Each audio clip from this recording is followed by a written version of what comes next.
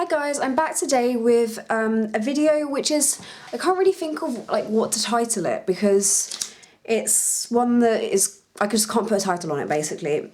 But it's going to be like sort of top 10 things that are like the most annoying things you can say to cancer patients, and like some misconceptions and like some sort of facts that people don't really know about cancer, because I just thought that it would be quite interesting to share them with you all.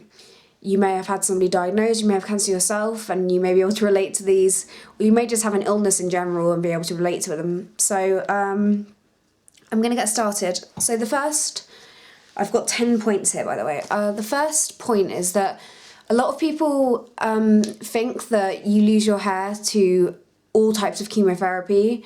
As you can see, I am an example that this is not true. Only some chemotherapies make you lose your hair, so yeah, that's pretty much it. So somebody can have cancer and still have hair. And then the second point, which really annoys me, and I have had it a couple of times, is that people think that because your hair is growing back, you're all fine and that's it. That's not the case. I have still got my brain tumour and spinal tumours.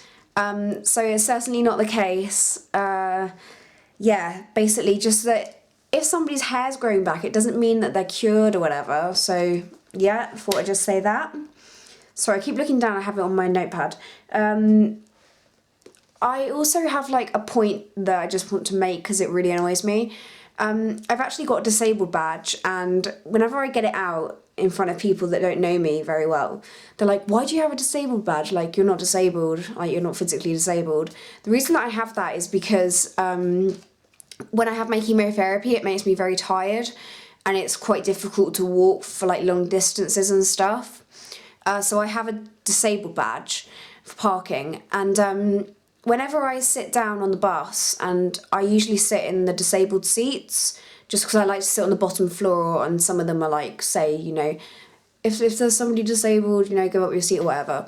And sometimes when it's really busy buses, well, mainly elderly people in general, will look at me in like a really disgusting manner, like I'm clearly not disabled and that I'm taking up somebody's space and stuff. And it hasn't happened yet, but I am just waiting for the moment for somebody to say to me, why are you sitting in that seat? You're not even disabled. And I'm just going to get my blue badge out and just be like, actually, I am, and I've got cancer. But that opportunity hasn't come around yet. But yeah, that's something that annoys me a lot, is when like I'm in a disabled parking space or whatever, and people just automatically think I'm not disabled. My point number 4 is when people say to me, you don't look like you have cancer, you look really well, and like they sort of think I'm lying. I've had a couple of situations where you know, the people on the street that try to get you to like sign petitions and like sign up for things, and there was one that was for like hearing, and I said to the person who I was speaking to, who asked me, I said, well, actually I'm half deaf, and then he was like, oh right, and I said, because I have cancer, I lost my hearing to that, and then he sort of looked at me, and I think he thought that I was lying, which is really bad, obviously. But yeah, the fact that people just say like, but you don't look like you have cancer, well, I do. You don't need to look like you have cancer to have cancer. The 5th point is, this is more of a fact. So I had a seizure September 2013, and I was banned from starting to learn to drive for 2 years. So this September I'm allowed to start driving. But yeah, I thought I'd just throw that out there, that if you have a seizure, you're banned from driving for 2 years, which is really annoying. The 6th point is about travel insurance and how much it goes up in price if you have not just cancer, any illness, any serious illness. It's so irritating because I was planning to go to America, and the insurance, they said, they didn't actually give a price in the end, but it was something just astronomical, like ridiculous, and that because of it, I'm not going to go to America now, because it's just so much money compared to a normal, you know, insurance company. I think they may rip you off a little bit too. Yeah, anyway, each to their own. The seventh point is, it's again, it's sort of like a fact. People call cancer patients that are on steroids moon face, because literally when I was on steroids I gained, I think 3 or 4 stone. I went from 8 stone something to like 11 stone something in the space of about a month, which was just awful. I couldn't fit into any of my clothes. I was just totally upset. I hated it.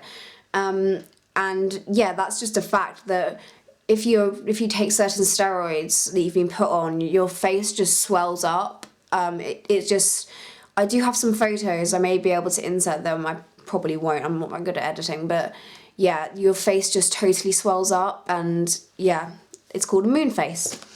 The next one is point number 8, and that is again another fact. I already made a video on this post-traumatic stress, but a lot of people that have experienced cancer or any sort of dramatic illness or anything do tend to get post-traumatic stress because everything's been a massive roller coaster and non-stop and appointments and doctors and whatever, and then suddenly when it all starts to slow down, you just sort of sit there and you think like, whoa, like that was just crazy. And yeah, so that's really common in people. The next one is number 9, and it's sort of similar to the one where I said about you look so normal. Lots of people think that like you have to look really ill to have cancer, and when I was really ill, I did look extremely ill. But it's kind of annoying because people sort of just like look at me and are just like, but you don't look like you have cancer, as I said earlier, you know. Yeah, it's just sort of going back to my previous point, but yeah. And then the last, I have 2 more actually, is 11 points. The next one is that I have to have blood tests weekly, and it's so irritating.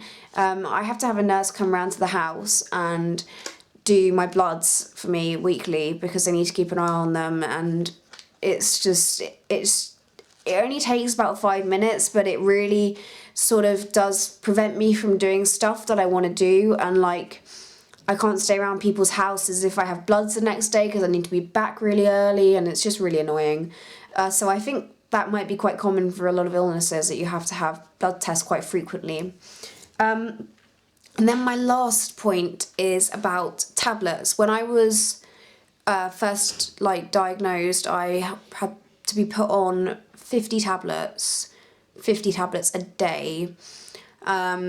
It was crazy. It really was. I just remember having this little cup of like 25 tablets, I think, because every day I tried to see how many I could swallow in one go.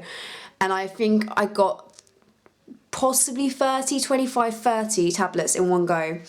But yeah, that was just crazy. And just in case you wanted to know, I'm now on 11 tablets a day, which is still a lot. Like, you know, I have them in the morning when I first wake up, and then at 12 o'clock, and then at 4 o'clock, and it's annoying when you don't have any water or anything with you.